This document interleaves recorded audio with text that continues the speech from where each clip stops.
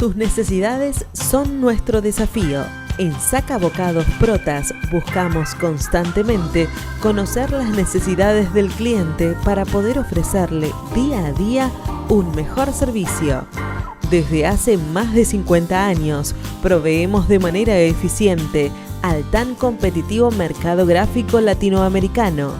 Contáctenos al 011 4488 0701, a nuestro mail info@sacabocados.com o visite nuestra página web www.sacabocados.com.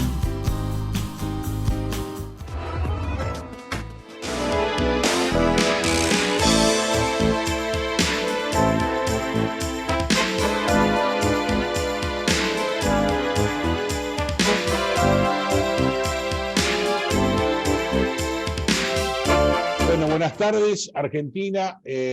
Buenas tardes, economía, ahora pandemia. Como estamos, ustedes están viendo a mi lado a Andrés Malamud, que está a muchos kilómetros de acá y que va a tratar de explicarme a mí y a ustedes, por supuesto, qué podemos entender de esto de Argentina, que cuando agarramos los diarios no sabemos si lo estamos leyendo al principio, al revés, o si son diarios de 10 años atrás, de adelante nunca.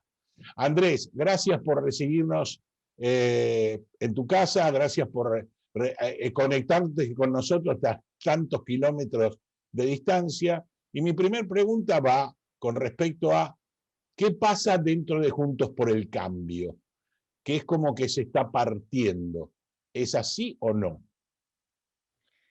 Se dice que el general Perón se refería al peronismo como una bolsa de gatos, y parecía que cuando se estaban peleando en realidad se estaban reproduciendo.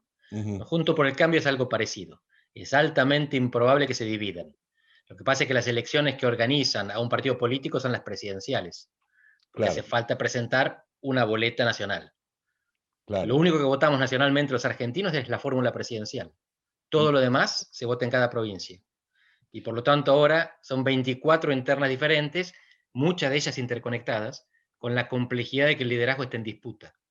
Pero esto también es habitual en un presidencialismo, donde los liderazgos nunca se ven venir, a diferencia del parlamentarismo, donde el jefe de la oposición se sienta en el Parlamento y es el que va a ejercer el cargo de primer ministro si cambia el resultado electoral. En el presidencialismo, Alberto Fernández, un año antes de ser presidente, no era nadie. No.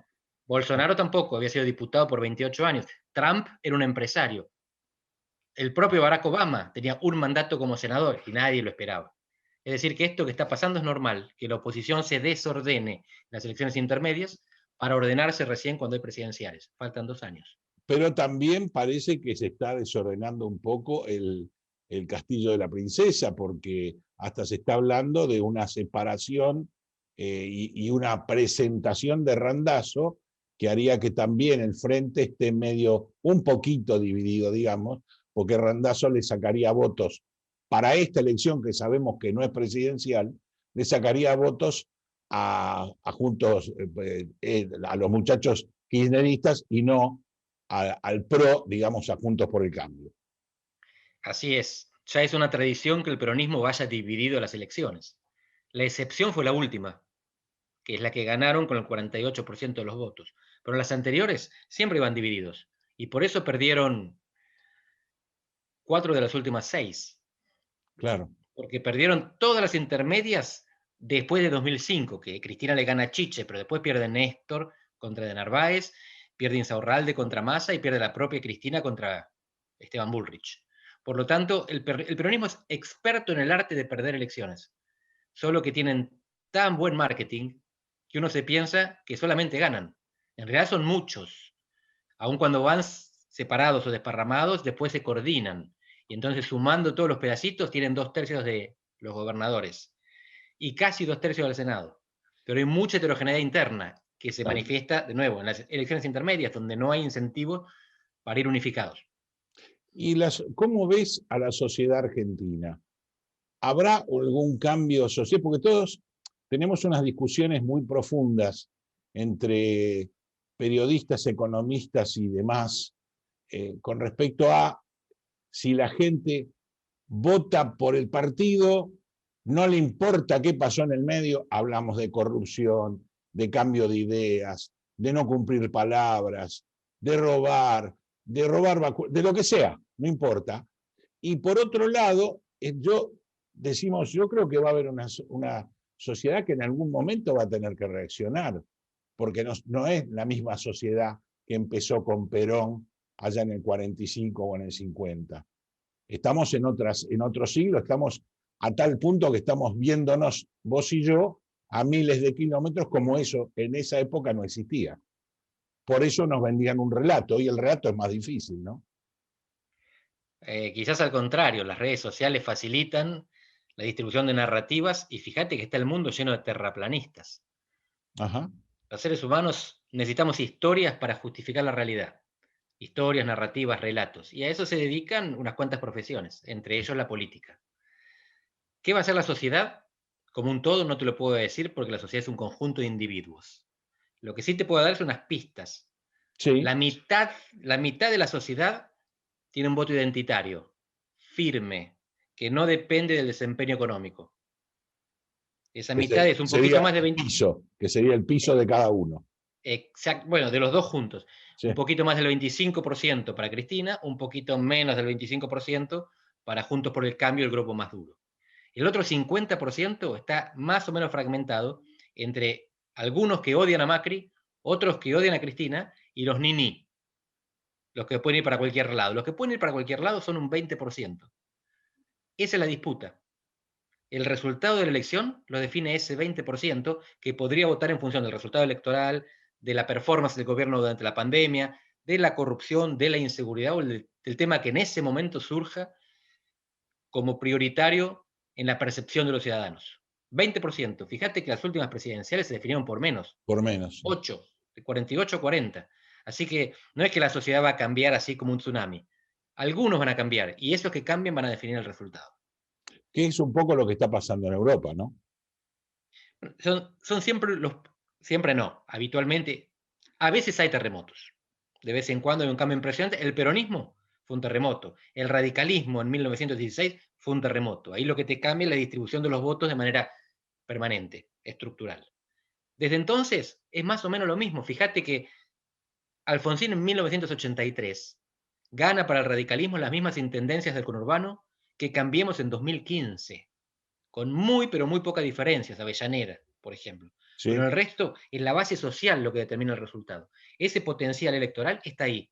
Cuando se unifica una propuesta atractiva, no peronista, esa gente lo vota, y son los mismos municipios de siempre.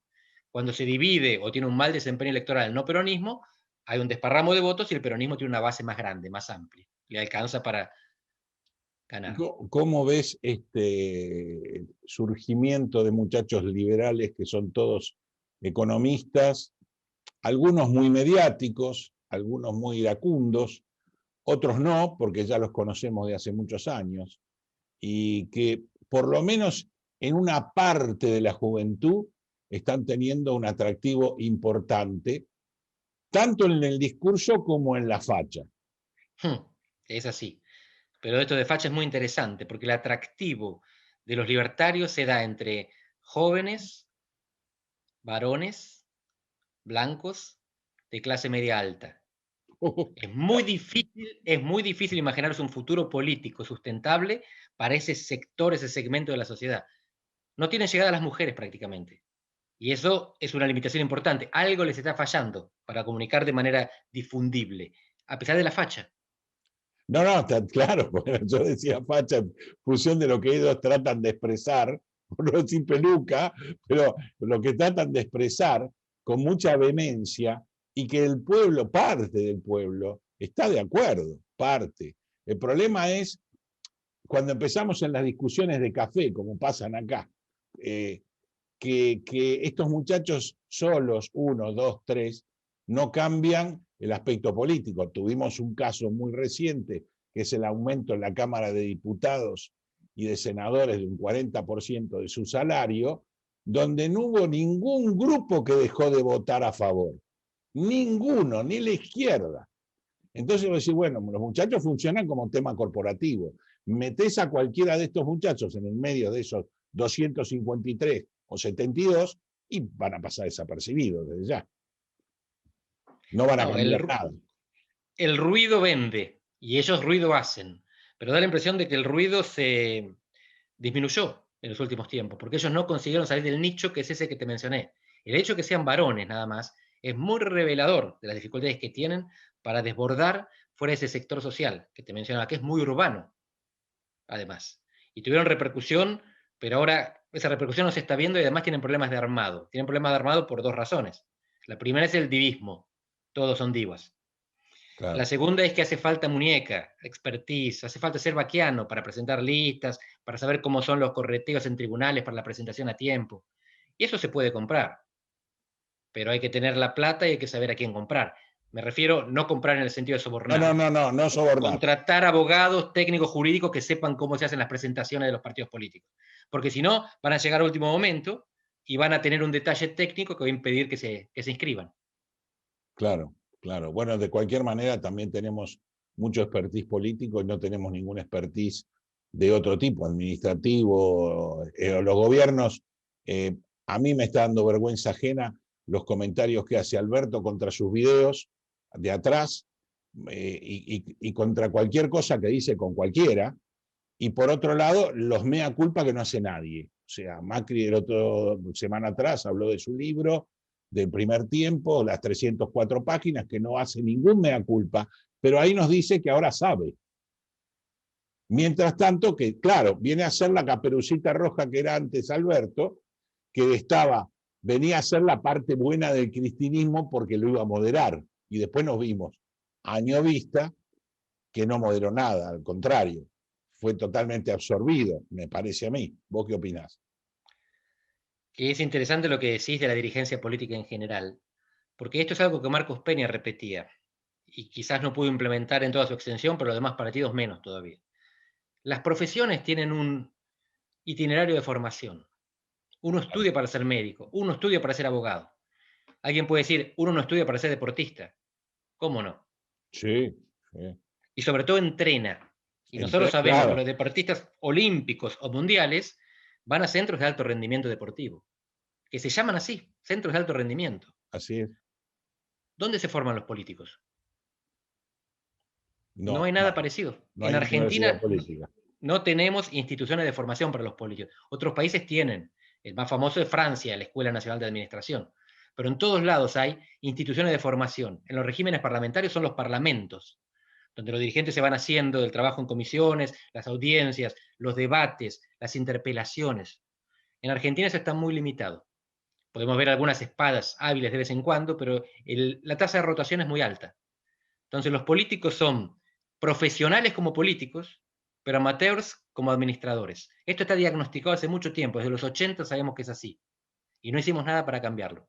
Seguimos teniendo políticos profesionales porque viven las 24 horas dedicados a este trabajo, pero son amateurs en la manera en que desarrollan su profesión.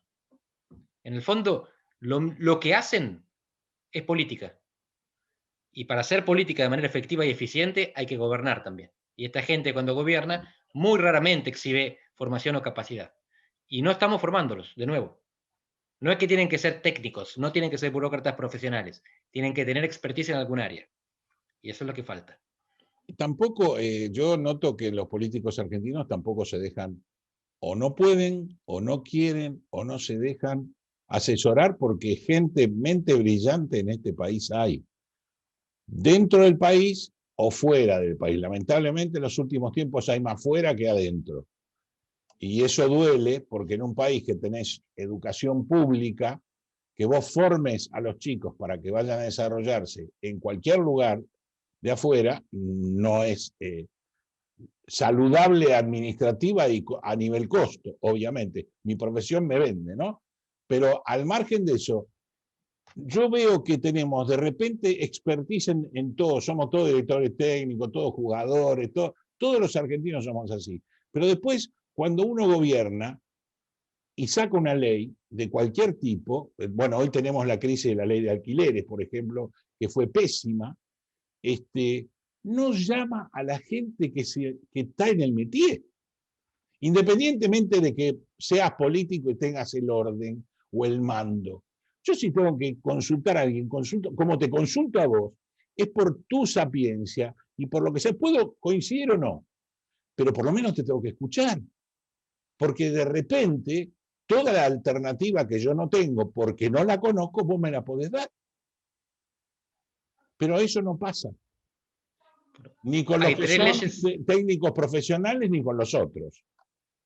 Hay 3 leyes recientes que recogieron el consenso negativo de los economistas. La ley de alquileres, la prohibición de exportación de carne y la reforma impositiva. Sí, sí. Bajaron el impuesto incorrecto y subieron el impuesto incorrecto. Un desastre. Sí. Todo. Y están todos los economistas de acuerdo, no importa de dónde vengan. Los kirchneristas, los cambiemitas, los que están en el centro, los liberales. Ahí fue la dirigencia política tomando medidas demagógicas contra los economistas diciendo esto va contra los intereses que ustedes dicen defender. Claro. Esto, en este caso no es necesariamente divismo, pero muchas veces los intelectuales argentinos o los especialistas en alguna profesión sí son divos, en el sentido de despreciar la calle. No se puede despreciar el saber de los políticos. Los políticos tienen calle y tienen que tenerla. Tienen que respetar a los que estudiaron temas. Ahora, los que estudiaron temas tienen que respetar al que tiene la muñeca y el pulso de la ciudadanía también. Lo que nos falta es esa sinergia, es esa combinación entre los que tienen los estudios teóricos y los que tienen la experiencia práctica. Las dos son indispensables. Tenemos ahí una desconexión. ¿Y por qué no se da, Andrés, eso? ¿Por divismo político, por fanatismo o por qué? Esa es la pregunta del millón. Estamos viendo en este momento cómo se disuelve el sistema político peruano. Sí. Lo paradójico, lo irónico, es que en Perú tienen el mismo presidente del Banco Central hace 15 años. Lo nombró en 2006 Alan García.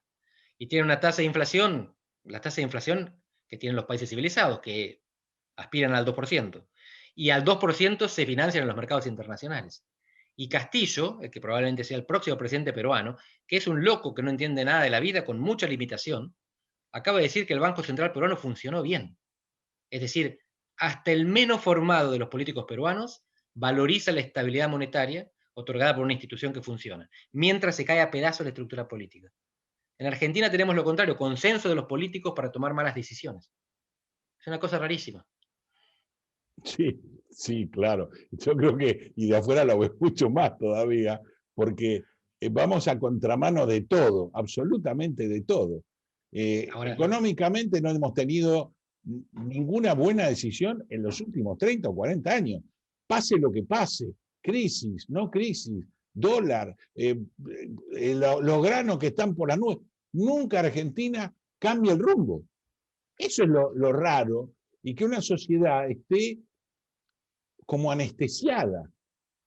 Porque le digas lo que le digas a unos o a otros, o sea, si nosotros fuéramos dos partidos políticos, vos me dirías a mí que yo fui un fracasado porque hice esto mal, esto mal, esto mal, y yo te diría a vos que vos y toda tu gente son todos delincuentes porque hicieron esto, esto y esto. Ahora, para adelante, nunca hablamos. Jamás hablamos, no planificamos. Y a veces nos jactamos de no tener plan.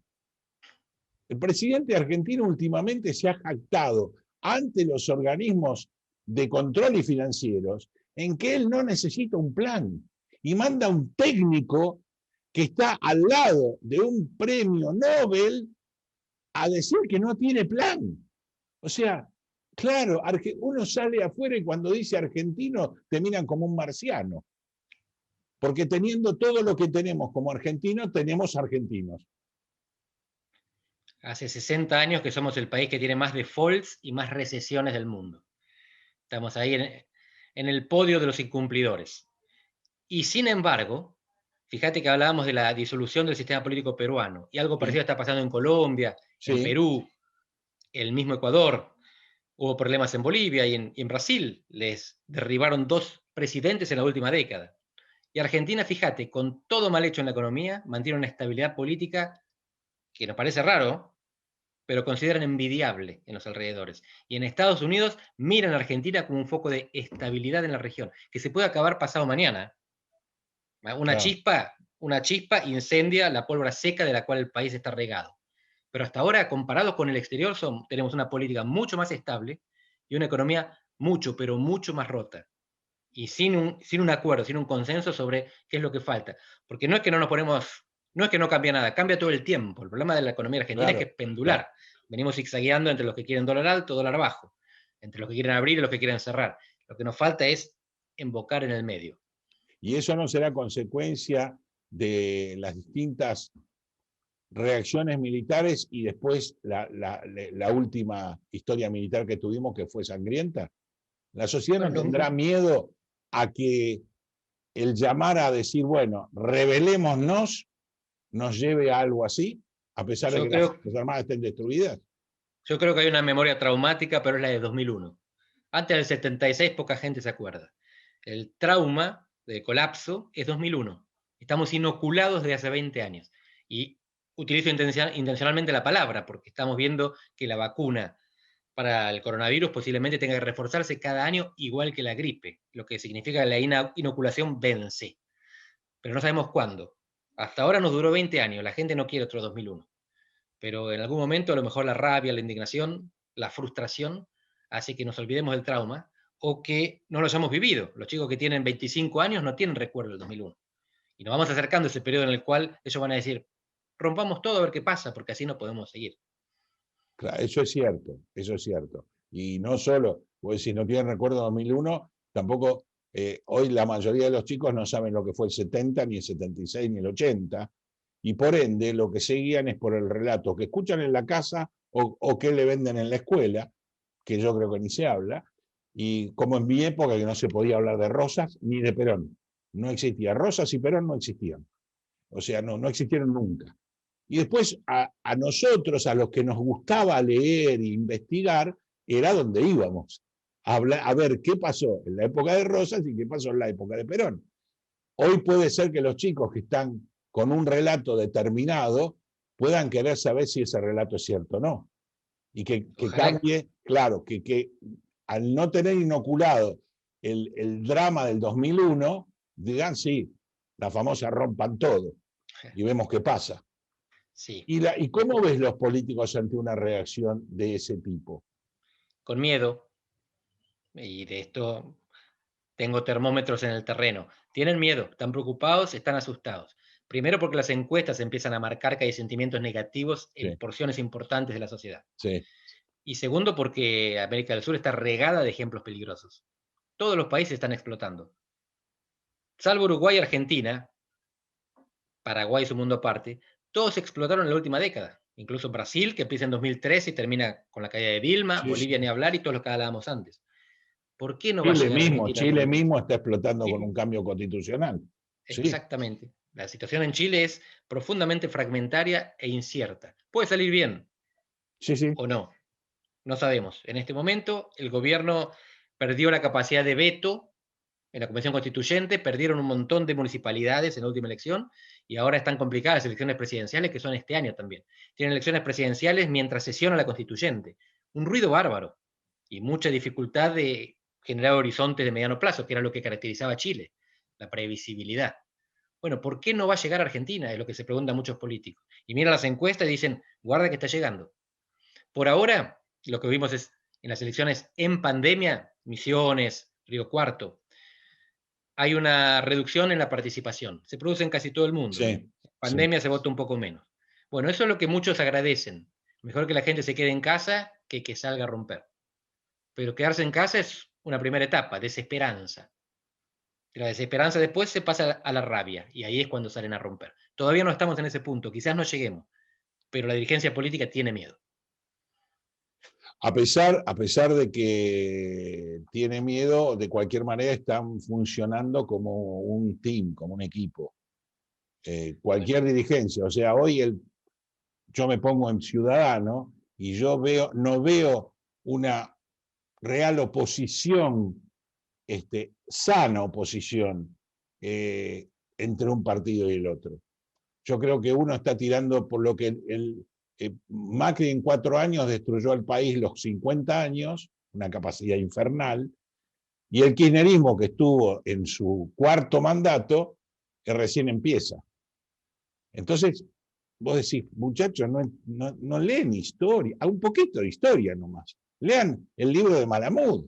Lean un poquito. Si no tienen suerte. Claro, lean un poquito a ver de qué se trata. Porque bueno, yo creo que es viejo, yo creo que eso es todo viejo. Es que la grieta nos salva. La razón de la preservación de la estabilidad en Argentina es precisamente la grieta. En 2001 no existía esa grieta. No. Por lo tanto, se dio la ruptura horizontal. Los de abajo gritaban a los de arriba que se vayan todos. Ahora los de un lado le gritan a los del otro que se vayan ellos. Mientras preservo a los míos porque, en el peor de los casos, los odio menos. Y esto, la grieta nuestra, Argentina, tiene un nombre técnico en ciencia política, que es como se la conoce en el resto del mundo, que es polarización afectiva, por contraposición con la polarización ideológica, que contraponía izquierda y derecha. La afectiva contrapone aquello que quiero con aquello que odio. Y es eso, el hecho de que la grieta sea vertical, lo que hace que yo me sienta más cerca de los que están de este lado, aunque no les tenga mucho precio, porque detesto por encima de todo lo que están enfrente. Y eso es lo que garantiza que esto sigue como está, que la política no se rompe, pero también que la economía no se cambie. Lo que vos me estás diciendo es al revés, que en vez de tener fanatismo, tengo odio hacia el otro. Sí. En vez de generar el fanatismo, la idolatría de mi líder, es el odio hacia el otro que me lleva a mi líder. Hay más antikirchnerismo que kirchnerismo en Argentina, y más antimacrismo que macrismo. Y fue el antipetismo lo que determinó que Bolsonaro llegase a la presidencia. No fue el amor por Bolsonaro, fue el odio a Lula y al PT, que hoy está recediendo. Sí, sí, sí. Y hablando, bueno, viajemos un poco, vámonos a San Pablo. ¿Y cómo ves esa interesante, lo que vos hablaste es interesantísimo, porque el pueblo brasileño y lo que se está planteando es la vuelta. ¿Pasará? Sí. Hoy sí. Si hoy se votara, Lula probablemente ganaría. Y lo que está haciendo Lula es lo mismo que hizo en 2003. Lula perdió 3 elecciones presidenciales consecutivas con un discurso de izquierda. La cuarta vez hizo la famosa carta al pueblo brasileño. Se cortó la barba y se puso el traje. Y prometió que no iba a hacer locuras con la economía. Y cumplió. No hizo locuras con la economía, fue súper ortodoxo. De hecho, Brasil creció mucho en su época, también distribuyó mucho, y los capitalistas hicieron buenos negocios. Después, por razones extraeconómicas, generó mucho odio en un sector importante de la población. Eso llevó a que Fernando Henrique Cardoso, el presidente anterior, terminara apoyando directa o indirectamente a Bolsonaro. Hoy Fernando Henrique Cardoso y Lula comen, hablan y emiten declaraciones juntos. Es decir, se reunieron otra vez el centro derecha y la centro izquierda brasileña para, desde la moderación, presentar una alternativa a Bolsonaro. No sería Lula solo el que ganaría, sería Lula liderando una coalición enorme que incluye al centro derecha. Claro, con una coalición que lo apoye. Así es. ¿Y acá? ¿Existe alguna posibilidad de algo similar? No. En 2023 es probable que, si el gobierno se sigue desgastando, se junte enfrente mucha más gente. En 2021 es muy difícil porque las elecciones legislativas tienden a fragmentar, no a concentrar el voto. No. Hay una cosa que se llama voto útil. Por un lado está el voto expresivo, el voto sincero. Yo voto el que me gusta. Por el otro está el voto estratégico, voto útil. Hay dos que no me gustan y son los que pueden ganar. Entonces voto al que me gusta, al que me molesta menos, para que no gane el que me molesta más. En las elecciones presidenciales el voto útil es muy fuerte, porque habitualmente hay dos que pican en punta y si a mí me gusta el tercero, no quiero perder el voto en el tercero. Claro. Por una elección de diputados no importa, porque el tercero también entra. Entonces se desconcentra el voto y hay más chance para terceras fuerzas. No, desde ya, pero vos sabés que un poco mide la elección de medio término, que si bien es cierto, no elige nada de política de primer rango, es complicada para el gobierno porque lo toma como termómetro de que lo que la sociedad siente contra ese gobierno. Si lo vota mucho es porque lo sigue y si lo vota poco es porque está fracasando. Algunos gobiernos no lo escucharon, algunos gobiernos, el más cercano es el anterior a este, que con el sonido de las arpas de la elección de medio término ya estaba ganando en la otra elección y así perdió. Entonces... Pero hay 3 lecturas posibles del resultado electoral, y el gobierno y la oposición pueden jugar con eso. La primera lectura es cantidad de votos, sumando en todo el país lo que saca cada partido. La segunda lectura es cantidad de bancas. Sí.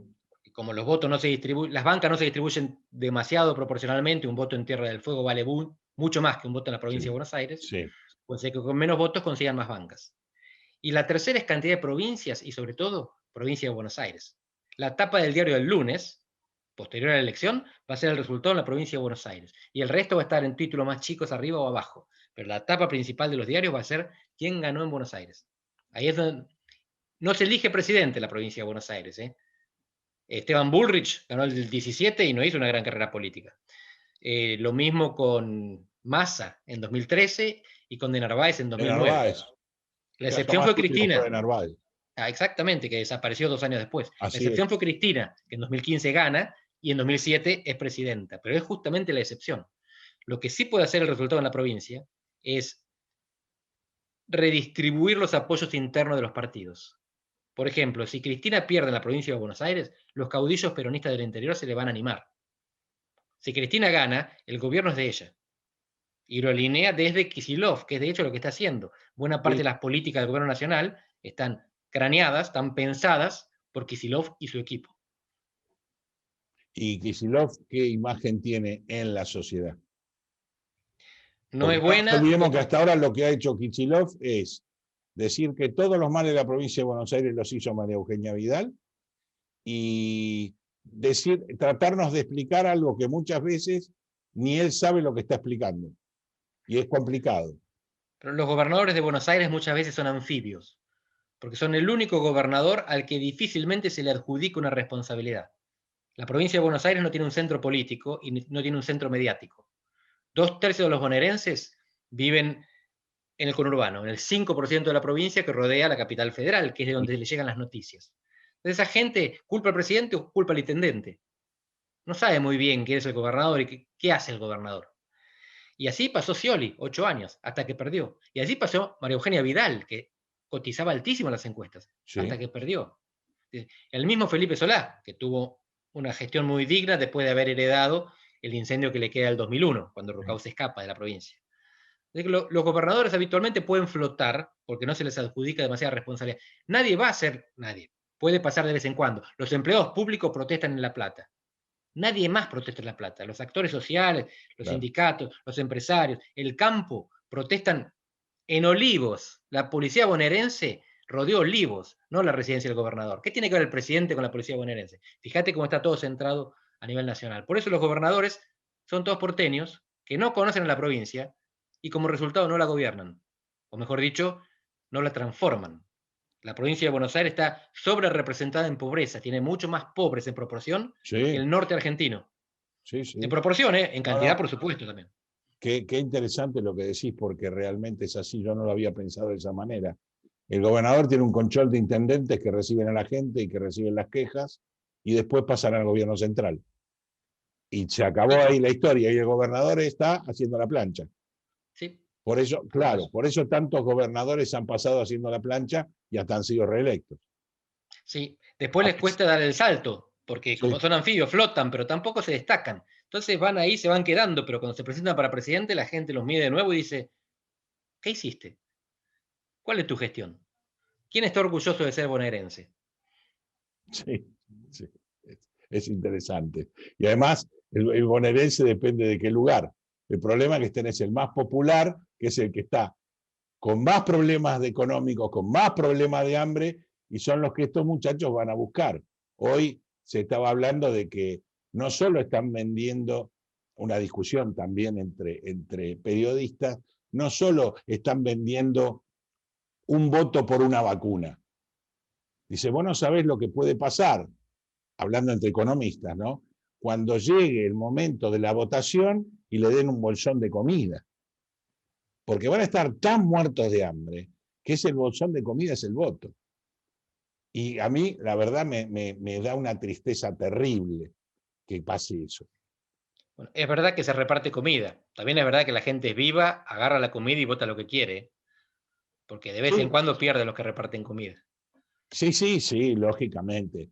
Depende de la magnitud de la carencia y del anzuelo que tengas enganchado en la nariz, es que vas a votar o no vas a votar por el bolsón de comida o por la zapatilla derecha, como ha pasado, ¿no? Que te doy la izquierda y si gano te doy la derecha.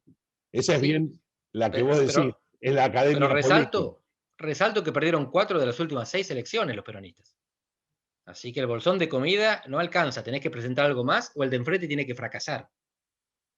¿Qué fue el caso? Ahora, vos que tenés una sapiencia muy grande sobre política, cuando ganó Macri la elección, que venía de ser jefe de gobierno. ¿La ganó Macri o la perdió Cristina adrede? Adrede no sé. En parte la ganó Macri. Te la condimento un poco más con pimienta y ajo. Poniendo a Aníbal Fernández en la provincia de Buenos Aires, que era un plantavotos. Y como probablemente la perdió. Probablemente la perdió por eso. No tengo información respecto a si fue adrede. Pero probablemente la elección la definió esa división bonaerense, que el peronismo pierde la provincia por ir dividido, y es el impacto anímico de la victoria de Vidal lo que impulsa a Macri a ganar la segunda vuelta. Claro, claro. Ahí estamos bien. Y ahora, cuando Macri, encaramado en la primera votación, que es esta, de su medio tiempo, y que la gana abruptamente, la elección no lo subestima a Alberto y a Cristina, y después hace la famosa recorrida de las 30 ciudades en 30 días, que logra acercarse a lo que vos decís, apenas un 8% de diferencia, pero pierde. Porque era muy profunda la diferencia antes. El gobierno de Cambiemos fue un conjunto de profesionales expertos en sobreestimar y subestimar. Subestimar la magnitud de la crisis, sobreestimar sus propias capacidades, subestimar el kirchnerismo, y así sucesivamente. En este caso fue muy claro, pero tenían mala información, quisieron creer en la mala información, e hicieron todo para que esa mala información tuviera el impacto que tuvo. Por ejemplo, no desdoblar la elección bonaerense. Sí, claro. ¿Por qué no se desdobla la elección bonaerense? 40%. En otras provincias se vota desdoblado, tienen su propia identidad. A la provincia de Buenos Aires la condenan a ser furgón de cola, porque le sirve para eso, así le sirvió en 2015. Gracias a Vidal, Macri consigue el éxito en la segunda vuelta. Vidal es su creación también, así que no es que tuvo suerte, él produjo su suerte.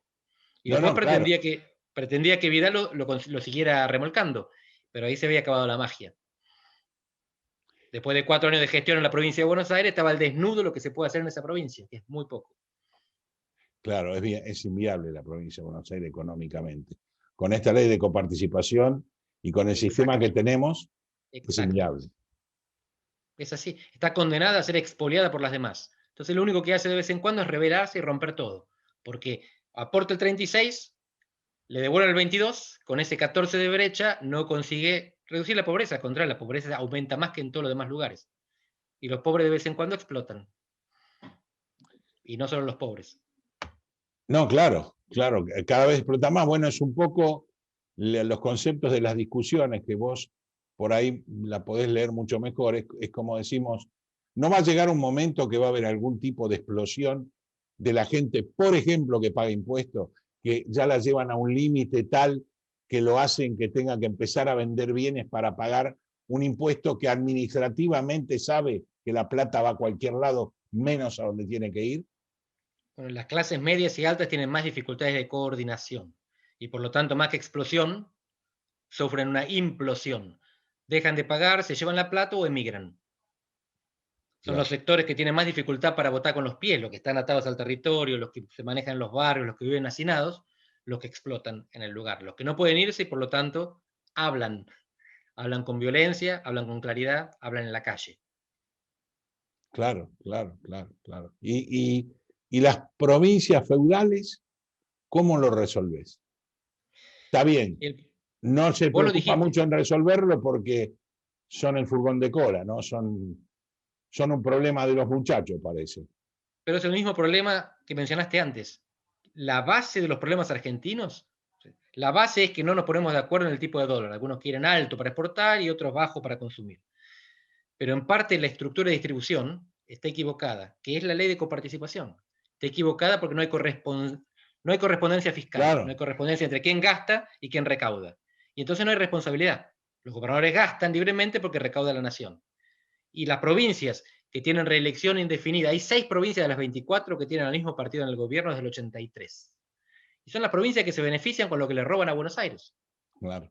Buenos Aires explota y esas provincias siempre tienen al mismo partido en el gobierno.